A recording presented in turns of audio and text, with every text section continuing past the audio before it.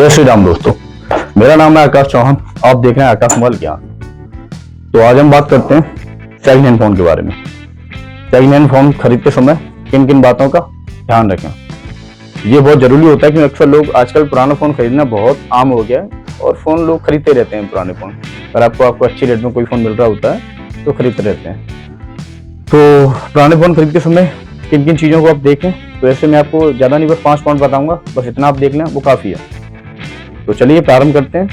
तो सबसे पहले जो आपको देखना है वो देखना है आपको फिजिकल डैमेज, यानी कि जब भी आप फोन देख रहे हो आप उस फोन को अच्छे से देखें, साइड से देखें, कहीं उसकी क्रोम टूट तो नहीं रही है, कहीं से आपका फोन टूट तो नहीं रहा है, कहीं कैमरा ग्लास आपका टूटा तो नहीं है, कहीं से अदर जगह से कहीं फोन चटक तो नहीं रहा है। बहुत सारी चीजें होती हैं जहाँ पे आप चेक कर लें साइड से आराम से। इतना तो नॉर्मल आप देख ही सकते हो जब भी कोई चीज खरीद रहे हो तो उसको अच्छे से चेक कर लें।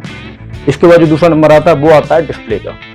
फोन की डिस्प्ले सबसे जरूरी होती है, क्योंकि अक्सर ज्यादातर जो फोन बिकते हैं वो डिस्प्ले के ही ऊपर बिकते हैं। क्योंकि क्या होता है, जब ओरिजिनल फोल्डर आपका टूट जाता है तो लोग क्या करते हैं, उसमें लोकल फोल्डर डलवा के जल्दी से फोन को निकालने की सोचते हैं कि इसको आप निकाल दो, क्योंकि लोकल फोल्डर सबसे जी नहीं है। अब लोकल फोन आप ले भी लोगे, फ्लिप कवर यूज करोगे तो थोड़ा बहुत चल जाएगा, फ्लिप कवर यूज नहीं करोगे तो लोकल फोल्डर निश्चित तौर से टूटना है। किसी का 10 दिन में टूटेगा, किसी का 15 दिन में टूटेगा, तो किसी का 20 दिन में टूटेगा, लेकिन टूटेगा जरूर। और वो सक्सेस भी नहीं, आप डलवाते रहोगे टूटते रहेंगे, डलवाते रहोगे टूटते रहेंगे।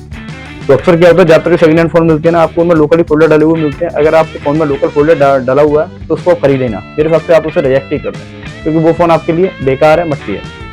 तो ये चीज आप देख लें। और प्लस आप ये देखें डिस्प्ले में कहीं कोई ब्लैक स्पॉट तो नहीं है, कहीं येलो स्पॉट तो नहीं है। क्या होता है, अभी वो निशान छोटे छोटे होते हैं, बाद में क्या होता है डिस्प्ले में वो निशान बढ़ते जाते हैं, जिससे आपकी डिस्प्ले खराब हो जाती है। फिर आपको जेब से पैसे खर्च करके उसमें दूसरी डिस्प्ले डलवानी पड़ेगी। लोकल डलवाओगे तो वो सक्सेस ही नहीं है, ओरिजिनल डलवाओगे तो वो काफी महंगी डलेगी और कॉस्टली होगी। तो ये होगी, डिस्प्ले भी बहुत जरूरी है। जब भी ना डिस्प्ले चेक करके लें, मेरा माना है तो आप अगर उसमें लोकल डिस्प्ले डली है तो फोन रिजेक्ट कर दें, अब लेंगे। इसके बाद तीसरा नंबर आता है वो आता है बैटरी का और चार्जर का। तो जो आईफोन परचेस करते हैं, आईफोन में क्या होता है कि सेटिंग में जाके बैटरी हेल्थ का एक ऑप्शन होता है, उसमें जाके आप बैटरी हेल्थ चेक कर सकते हो। यानी कि जब भी आप फोन खरीदते हो तो उसमें बैटरी हेल्थ कितनी है ये आसानी से उसमें दिख जाता है, उसमें शो कराता है कितना % बैटरी हेल्थ बचा है। अब एंड्रॉइड का आपकी समस्या आती है कि एंड्रॉइड में बैटरी का कैसे चेक करें, बैटरी चार्जर कितना ले रहा है कैसे चेक करें। तो इसके लिए मैं ऊपर एक एप्लीकेशन मैं आपको मेंशन कर दे रहा हूँ, ये MPA नाम की एक एप्लीकेशन होती है। आप इसको अपने उसी फोन में डाउनलोड कीजिए जो फोन आप परचेस कर रहे हैं सेकंड हैंड, उस फोन में आप इसको डाउनलोड कीजिए और इसे चेक करिए आराम से। उसमें सारी चीजें शो कराता है बैटरी के बारे में, बैटरी कितना एम्पियर ले रहा है आपका, कितना आपका फोन चार्ज हो रहा है और कहीं बीच में डिस्कनेक्ट तो नहीं हो रहा। ये चीज भी आप अच्छे से देख लें। इसके बाद जो चौथा नंबर आता है वो आता है फोन जेन्युइन है या नहीं। अक्सर क्या होता है, जब भी आप पुराने फोन खरीद रहे होते हैं तो हमारे मन में एक संदेह होता है, कहीं ये फोन चोरी का तो नहीं है, कहीं किसी प्रकार के रट्टे का तो नहीं है, कहीं हम इसको लेके फंस तो नहीं जाएंगे। तो इन सब चीजों से निकलने के लिए मैं आपको 2 उपाय बता रहा हूँ, तो बहुत ही आसान, बहुत ईजी है। सबसे पहले आप जो भी फोन ले रहे हो सके तो उसका बिल लो, बॉक्स लो, दोनों में से दोनों मिल जाए तो बहुत अच्छा है। नहीं तो आपको कम से कम एक चीज कंपलसरी आपको होनी चाहिए, या तो जो आपको फोन ले रहे हो आप उसका बिल ले लो। बिल लेते समय 2 बातों का रखना ध्यान। सबसे पहले बिल पर GST नंबर होना चाहिए, जिस दुकान से आप फोन ले रहे हो उसका GST नंबर लिखा हो। दूसरा फोन का IMEI नंबर, उसका कोड है *06H, आप फोन में डायल कीजिए, जिससे क्या है कि आपके फोन का EMI निकल के बाहर आ जाएगा। जैसे आपका EMI नंबर बाहर निकल के आएगा उसके बाद आप आराम से उस बिल पे जो मेंशन होगा IMEI नंबर, आप आराम से उसको चेक कर सकते हो ये वही है या अलग है। ये हो गया।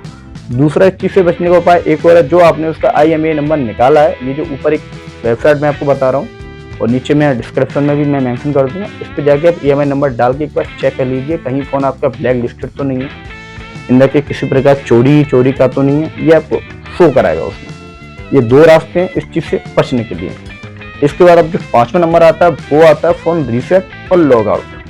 आईफोन वालों के लिए सबसे ज्यादा ये समस्या आती है, वो पुराने आईफोन खरीद लेते हैं लेकिन उनकी ID जो होती है उसमें किसी कस्टमर की पहले से डली होती है, वो लॉग आउट नहीं होती।